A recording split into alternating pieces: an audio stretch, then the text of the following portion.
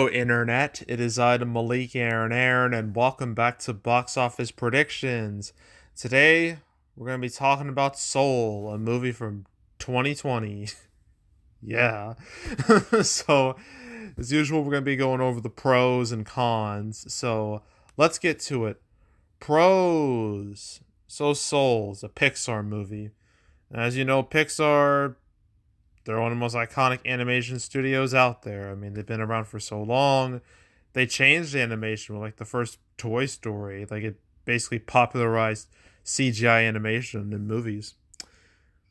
And after that, they were on like a hot streak. With Bugs Life, Toy Story 2, Monsters Inc., Finding Nemo, Incredibles, Cars wasn't as well received as those, but still made money. Ratatouille, Wall-E, Up, Toy Story 3, that was like the peak of Pixar. That they were like popping off with all their movies, more or less. Then Cars 2 happened, which made money but wasn't very good. I've yet to see it, but most people say it wasn't very good. Then after that, they kind of fell off in terms of quality. Like Brave and Monsters University were received okay, but they weren't like great. But they still made money. Inside Out, huge hit, huge critical and commercial smash. Good Dinosaur was their first flop, but after that, you had Finding Dory, which was a $1 billion hit. You had Cars 3, which didn't do too hot, but it was all about merchandise at that point, so it didn't really matter.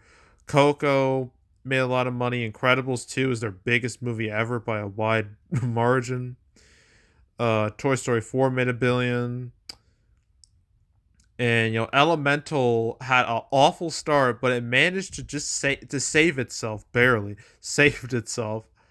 So Pixar, they've had a lot of hits under the belt. They had some underperformers, and I will be talking about those underperformers later.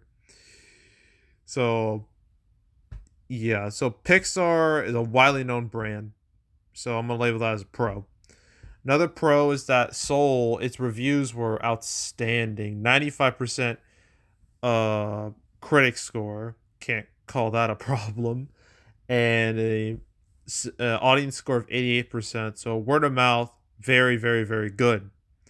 So obviously going to label that as a pro. Another pro is that when it comes to competition, I mean, I know there's, well, direct competition. There's Wonka, there's Migration, but they're both pretty much a month old at this point, so they're both like old news. Although you could call Soul old news, it's older than both those movies.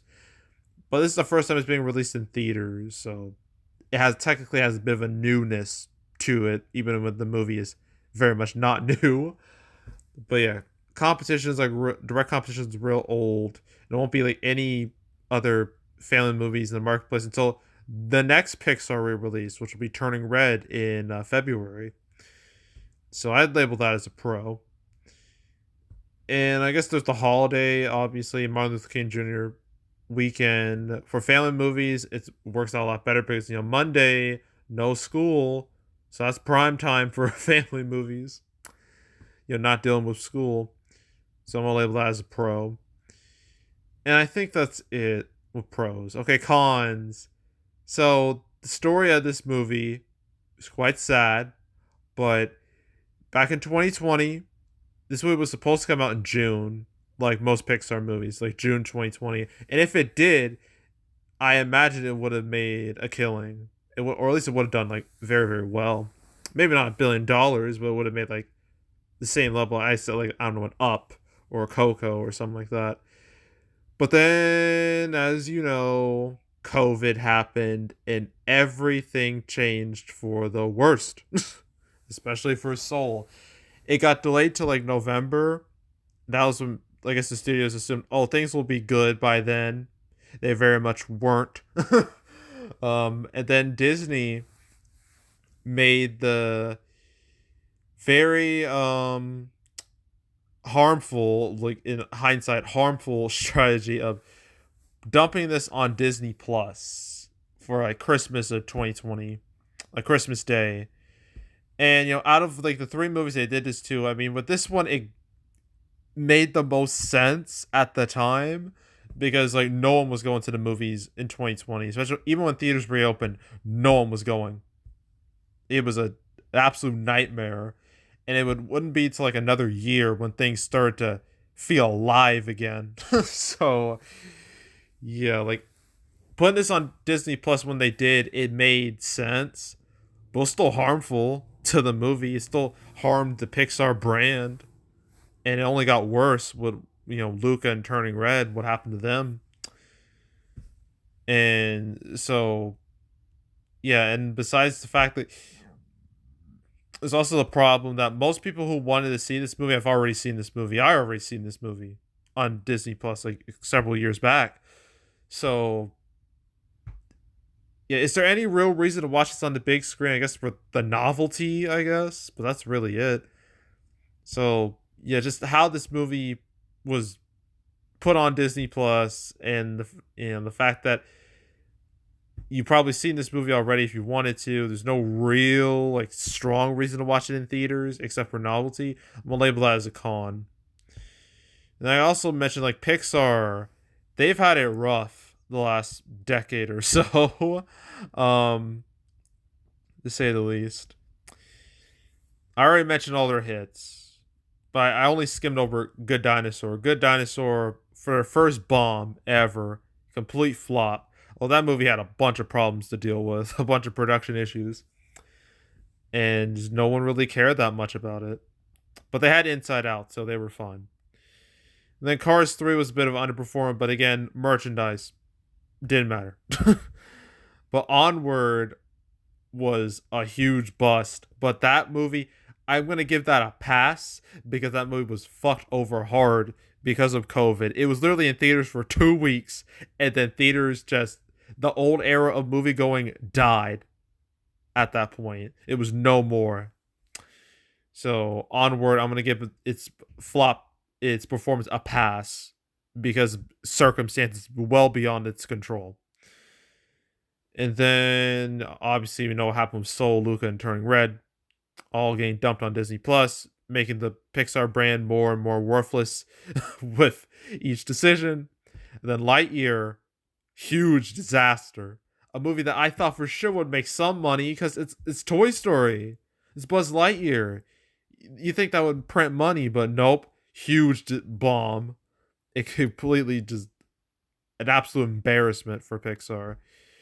And Elemental, it started out real low. It managed to save itself barely, but still, I wouldn't call its number like amazing or anything.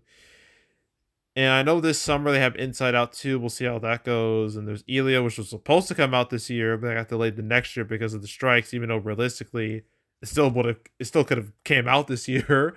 But whatever. And as you know, literally like yesterday, it was announced like Pixar was undergoing like layoffs. So yeah, not a great time to be Pixar right now. Definitely not. So gonna label that as a con. I guess another con is that there's a lot of options out there when it comes to movies, and I feel like this is gonna be like very low on the totem pole when it comes to importance. So yeah, I'd rather people would rather just watch Wonka or Migration or even like Mean Girls, Beekeeper, Anyone But You. They'd rather just watch those other than Soul, because with Soul you just go watch it on Disney Plus. Nothing is stopping you from doing that. At least I think. I don't know if this is like Avatar when that got re-released, when that was taken off of Disney Plus for a bit. Is that the case here? I'm going to check very, very fast as I can.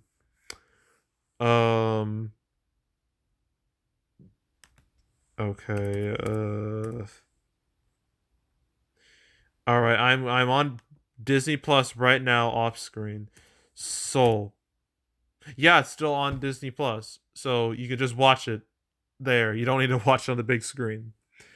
So yeah, so that's a con. Obviously, all that competition and whatnot. And I believe that's it. And I guess I can mention its low theater count. Like it's only in like 1,300 theaters, I think, which is like, why even bother releasing this then? You think they would have released it in like 3,000 theaters, give it a bit of a chance. Nah. They only like the barely a wide release. So Yeah, that's not good. So that's a con. And so yeah. So opening weekend there's like uh yeah, do 3-day, 4-day because holiday.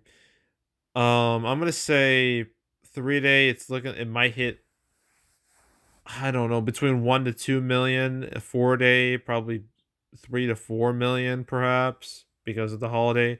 And it's total probably less than 10, maybe. I don't know. I'm kind of throwing numbers out there for that. But yeah, that's it. And that's it for the weekend. Yay. It's over. Even better news, I won't be dealing with anything important for a while because the next few weeks are going to be fucking pathetic when it comes to releases. So they got two movies next weekend that are I know are not going to make any money, and then the next weekend after that, nothing. And there won't be like anything substantial until Argyle, and that's like till the beginning of February. So yeah, things are going to be rough, real rough for a while. So yeah, yeah, it's yeah. So I just wanted to say that. And yeah, so that's it. That's all. Make sure to subscribe, like this video, leave a comment, turn on notifications, share the whole drill. We'll check out more videos like this. I got playlists on the homepage, all previous prediction videos I've made on the channel, the ones I've done this year, the ones I've done the past few years. Want to watch any of them, go right ahead. There's also the canceled series where I go over all the movies that were supposed to come out but didn't. I've covered Soul a few times. The first time, really, although I could have, when I was making cancel episodes back then, I wanted to do where it was just like a bunch of them at once. So I kind of skipped when Soul was first delayed. But I talked about with episode 22. That's when it was dumped on Disney Plus for Christmas Day. I talked about it alongside Jurassic World Dominion. So that was the first time I discussed it. And the second time was last month when these Pixar re-releases were announced for Soul, Luca, and Turning Red. Yeah, so yeah, so I just realized, holy shit, I in the title I put Turning Point, not Turning Red. What the hell? How did I not notice that until now? That's embarrassing. That's just ugh. That's a fat L for me when it comes to videos. Jesus Christ. But um yeah, so I talked about it then. That was episode 220. So you want to watch those cancel episodes or any other ones I've done on the channel? There's now 227 episodes, soon to be 228. I'm still, as soon as I'm done making this video, I am recording my Kingdom of the Planet of the Apes video for my 228th episode of Canceled. So stay tuned for that. But if you want to watch any of the past cancel episodes I made on the channel and want to binge them all from beginning to now, I highly encourage you to do that, so go do it. There's also box office recaps where I go over the box office results for any particular month. I just did my December recap, December 2023 recap. I'm doing my two-part 2023 recap next week, winners and losers. And my January recap won't be till the first week of February. So stay tuned for that. But if you want to watch any of the past recap videos I made, go right ahead. And yeah, that's it. That's all. I am out. Goodbye.